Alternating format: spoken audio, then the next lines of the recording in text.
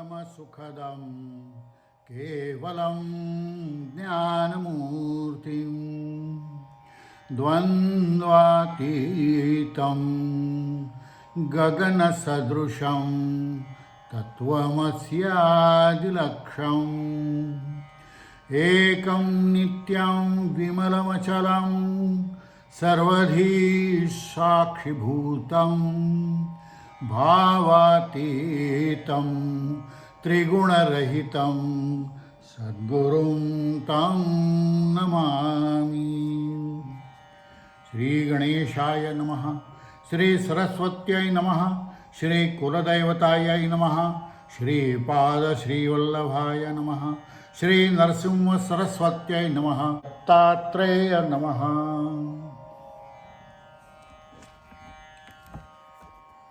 मागच्या भाषणामध्ये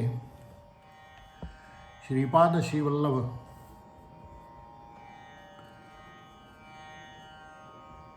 या ठिकाणी 3 वर्ष पुढे जाऊन राहिले आणि गोकर्ण क्षेत्र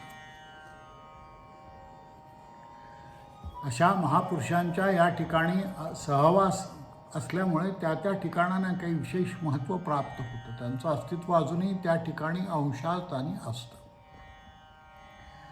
गोकर्ण क्षेत्री श्रीपादयती राहिले 3 वर्षे गुप्ती, तेथोनी श्री गिरी पर्वता लियती लोकानुग्रहाकारणे। मग त्यानंतर ते गिरीपर्वताकडे आले। आता त्यांना स्वतःला काही आवश्यकता होती का हे सगळं करण्याची? जयाचे करिता चरणदर्शन समस्त तीर्था समान असं त्यांचे चरण होते। त्यांचे चरण हे स्वतःच तीर्थ असल्यासारखे। चरणं पवित्रं विततं पुराणं, वेदश्रुती ऐसे बोलत असे। समस्त तीर्थे गुरुचरणी, तो का हिंडे तीर्थभवनी, लोकानुग्रहा लागुनी जात असे प्रियसा। लोकांच्या आग्रहासाठी, लोकांचा उद्धार करण्यासाठी ते या निर्णया ठिकाणी मानवी देह धरून जात असत।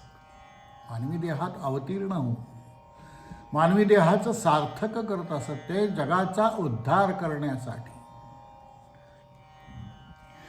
आणि मग त्या ठिकाणी राहून पातले तया कुरवपुरा, त्या कुरवपूर हे कृष्णेच्या नदी असणारं गाव। तेथील महिमा अपार, भूमंडळात दुर्लभ। तेथील महिमा सांगता विस्तार होईल बहुतकथा, पुढे असे चरित्रामृता सांगेन ऐका एकचित्ते। एकचित्ताने ऐका। श्रीपाद राहिले कुरवपुरी, ख्याती राहिली भूमीवरी, प्रकटे महिमा अपरंपारे सांगता विस्तार असे देखा। जे जन भजिती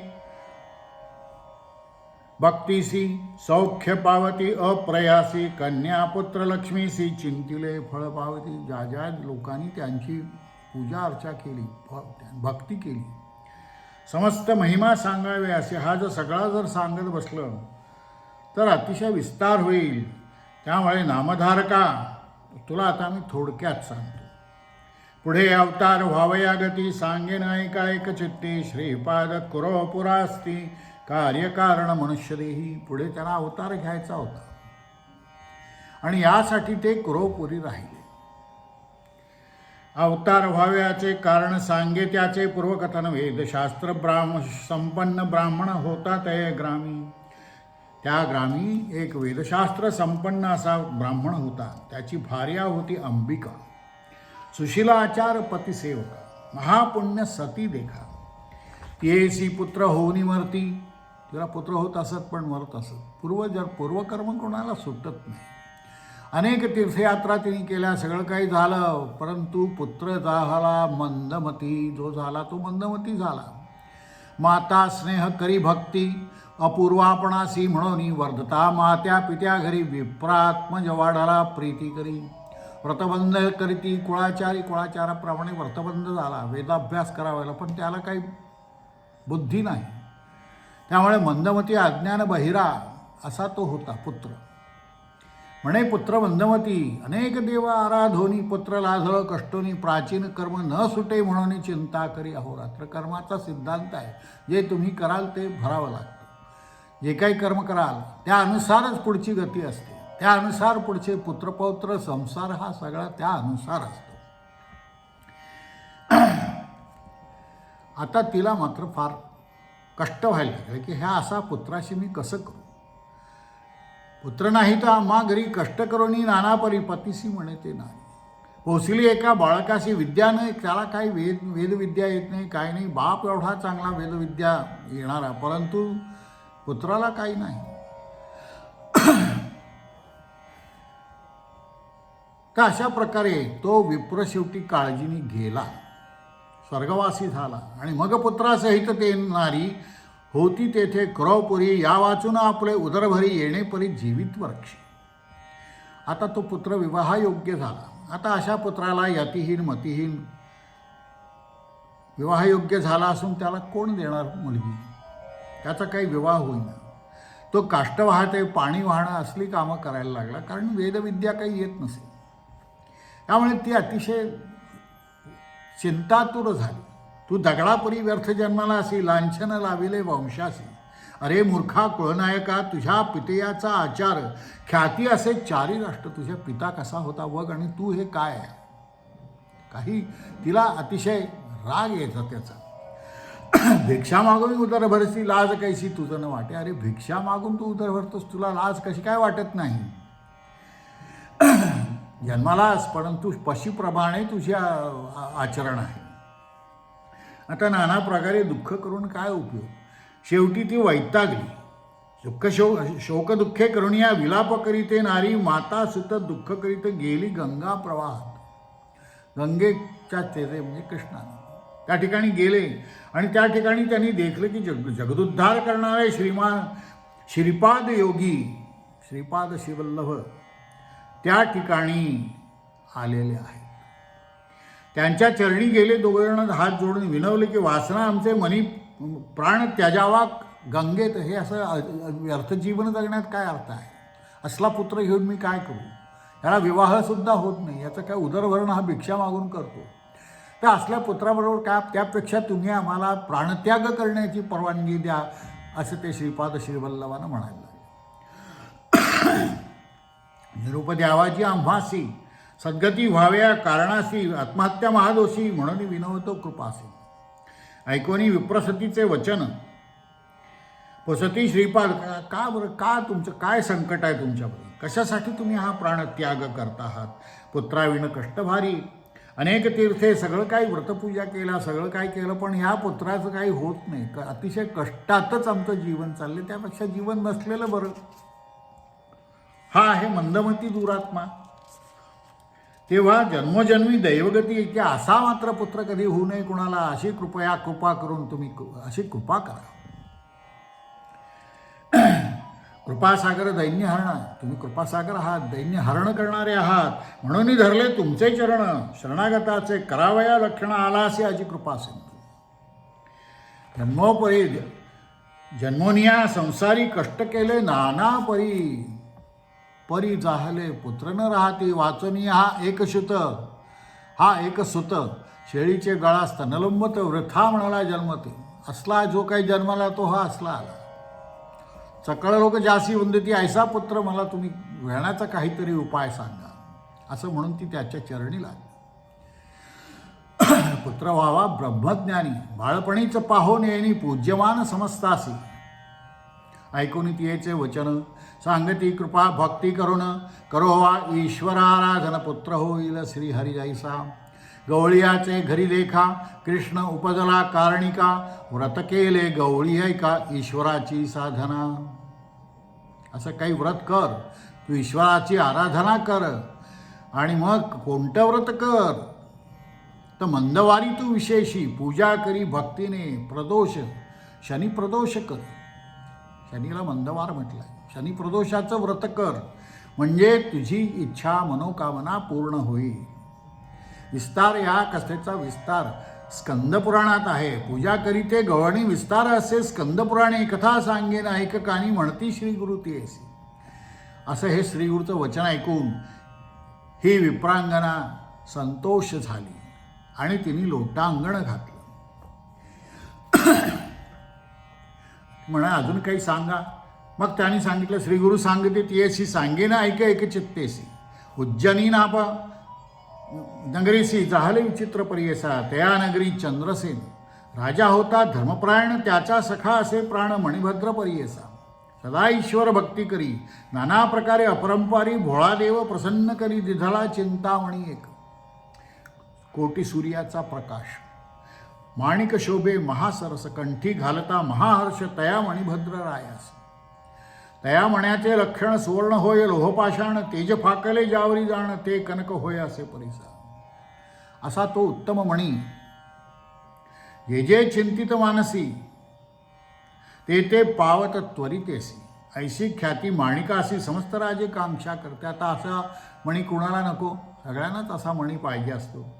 त्यामुळे अनेक राजे त्याच्या मागे लागले की हा मणी तू आम्हाला दे, काय हवं ते कर. बलात्कारे इच्छिती एक राजे वांछिती परियसा, म्हणती विक्रय करून देखा आपणा द्यावे ते माणिक, जरी न देशी स्वाभाविका तरी युद्धा लागे येऊ म्हणती. जर दिला नाहीस आम्हाला हा मणी तर आम्ही तुझ्याबरोबर युद्ध करू. राजे समस्त मिळवणी पातले उज्जयीच्या नगरीमध्ये उज्जयिनीला ते आले. अपार सैन्य मिळवून वेढिले तया नगरासी, ते दिवशी शनिवार त्रयोदशी राजा बैसला पूजनासी. शंका न धरिता मानसी एकचित्ते पूजित असे.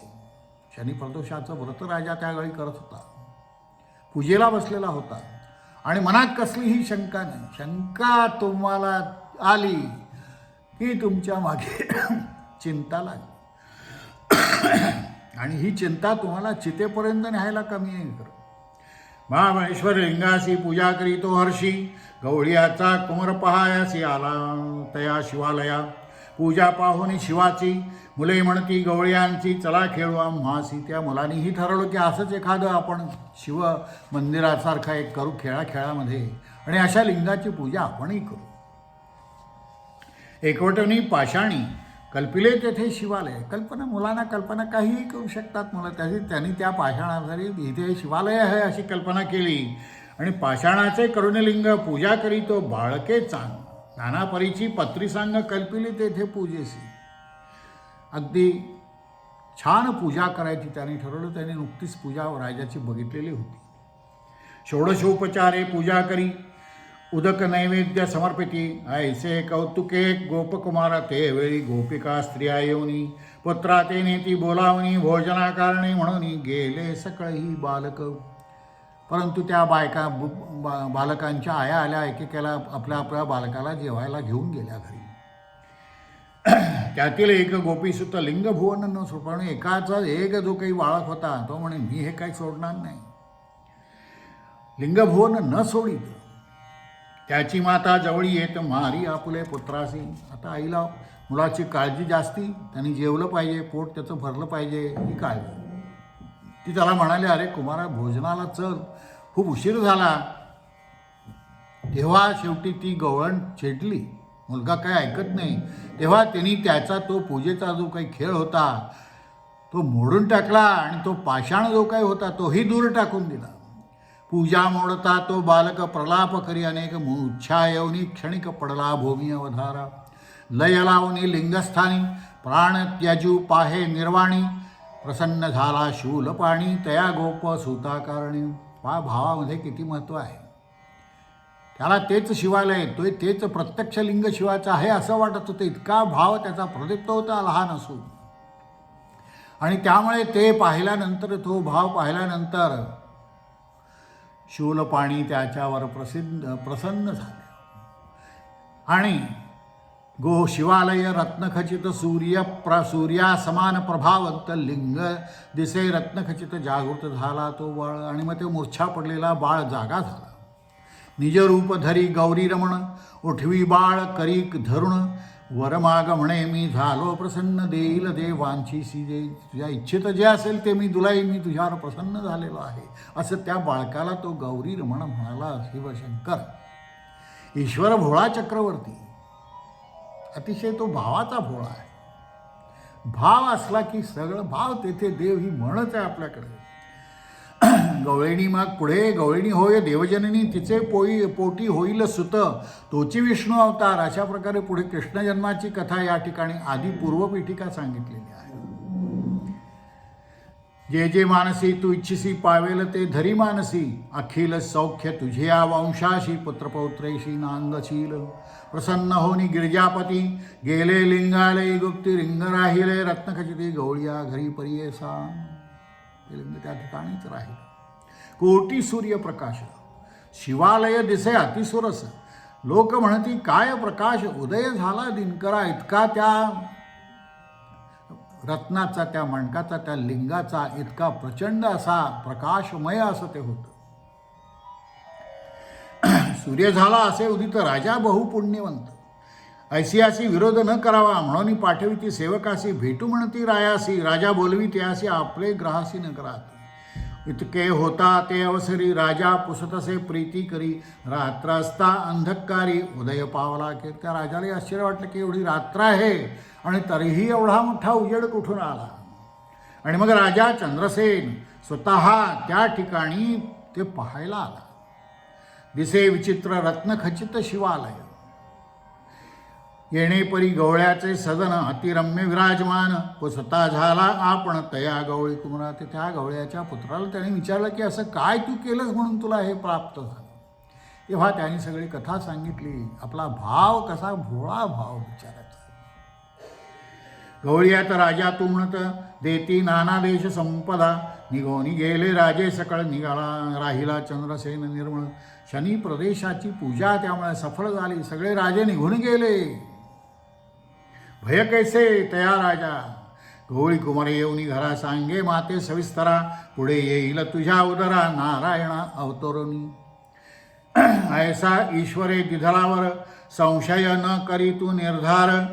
संतोषला कर्पूर गौर देखील पूजा प्रदेशाचे. असं हे शनी प्रदेशाचं व्रत या अध्यायामध्ये श्रींनी सांगितलेलं आहे. ऐसा ईश्वर प्रसन्न झाला. प्रदोष पूजने तया फळला. श्रीपाद सांगती तया वेळा विप्रस्त्रिये कारण. तेव्हा तूही विप्रस्त्री तूही हे व्रत कर. प्रसन्न होईल तुझ्यावर ईश्वर आणि मग माझ्यासारखा पुत्र तुला होईल. असा संशयसुद्धा त्याच्या विरुद्ध असा संशय मनात आणू नको. माझ्यासारखा पुत्र होईल तुला. मग ऐसे म्हणून श्रीपाद देव चक्रवर्ती भोळा शिव विप्रस्त्रियेचा पाहून भाव प्रसन्न होती. ते वेळी बोलावनी तिचे कुमारासी हस्त ठेवी ती मस्तकेसी. ज्ञानदाहले तत्काळेसी त्रिवेदी झाला तो ब्राह्मण. 3 वेदांत निपुण असा तो ब्राह्मण तो पुत्र जो मंदमती मूढमती होता तो इतका विद्वान झाला. वेदशास्त्रादी तर्कभाषा म्हणता झाला अतिप्रकाशा. विस्मय झाला असे सहसा विप्र म्हणती आश्चर्य. विस्मय करुणी विप्रवनिता म्हणे ईश्वर हाच निश्चित. त्याला खात्री पेटली की हा महापुरुष हा श्रीपाद श्रीवल्लभ स्वतः हाच ईश्वर आहे. यात काही शंका नाही. म्हणे ईश्वर तुची होसी. पूजा करीन तुझी मी प्रदोषी. मिथ्यानो हे तुझे वाक्याशी. पुत्र व्हावा तुझा ऐसा. ऐसा निश्चय करुणी पूजा करीती नित्य येऊनी. प्रदोष पूजा अतिगहनी करी श्रीपादरायासी. पुत्र झाला तिचा ज्ञानी वेदशास्त्रार्थ संपन्नी. पूजा जाहला पूज्य जाहला सर्वाहुनी. ब्रह्मवृंद मानितसे. अशा वेळी मात्र ब्रह्मवृंदानीही त्या पुत्राला मान्यता दिली आणि मग त्याचा विवाह झाला.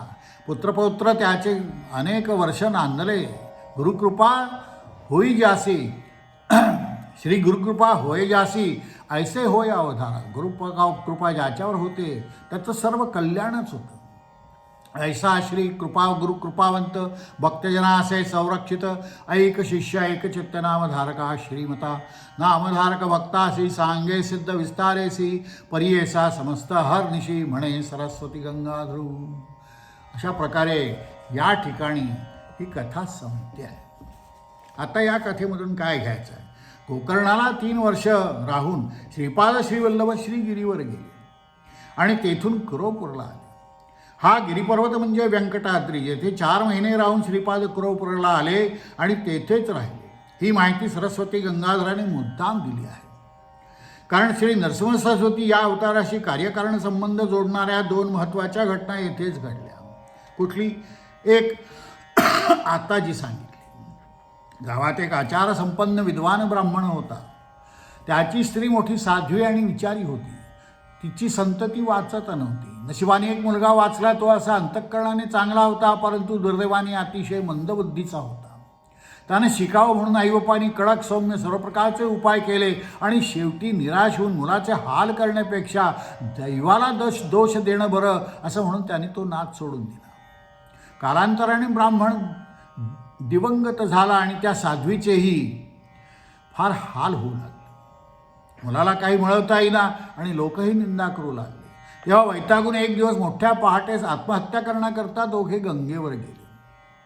योगायोगानं तेथे श्रीवल्लभ स्नान करीत होते. त्यांना वंदन करून देह सोडावा म्हणून ती दोघे त्यांच्याकडे गेले आणि आत्महत्येला परवानगी मागू लागले.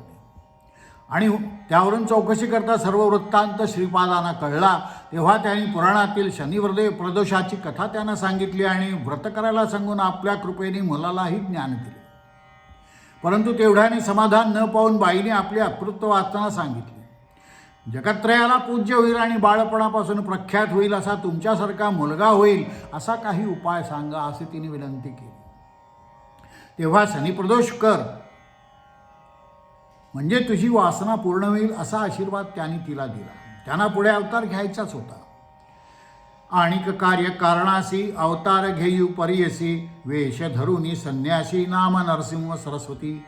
ज्या कार्याकरता दत्तात्रयाने आपला अवतार घेतला होता त्याचा पट त्यांच्या डोळ्यासमोर होता. आणि पुढेही नरसिंह सरस्वतींच्या अवतारात वासब्रह्मासुरात आलेला असता सायनदेवांना त्यांनी सांगितलं की आम्ही तुमचे ग्रामासमित वास करू ही निश्चित. त्यावेळेस 15 वर्षांनी गाठ पडेल हेही सांगितलेलं होतं. तर अशा प्रकारे ही करोपूरची साध्वी सत्पात्र होती आणि तिच्याच पोटी पुढे जन्म घ्यावा हे सरळ असल्यामुळे या कथेमध्ये तिला ते आश्वासन देतात की मी तुझ्या पोटी जन्माला येईल. तर असा हा अध्याय. हे सगळे अतिशय खूप सुंदर आणि अवीट अशा गोडींचे अध्याय. त्याच्याकडे केवळ कथा म्हणून पाहू नका. या अध्यायांमधून जी शिकवण दिली आहे, कर्ममार्गाची शिकवण दिलेली आहे. कसं भजावं, कसं काय करावं, किती कष्ट घ्यावे हे, आणि गुरुला कसं शरण जावं, शरण जाण्याची पद्धत काय, हे सगळं याच्यात शिकवलेलं आहे तुम्हाला. तेव्हा या ठिकाणी आपण थांबूया. काषाय वस्त्रं करदंडधारिणं कमंडलुं पद्मकरेण शंखं चक्रं गदाभूषितभूषणाढ्यं श्रीपादराजं शरणं प्रपद्ये. सद्गुरु श्री नरसिंह सरस्वती स्वामी महाराज की जय. श्री गुरु दत्तात्रेयार्पणमस्तु. सद्गुरुभ्यो नमः. सद्गुरुभ्यो नमः. सद्गुरुभ्यो नमः.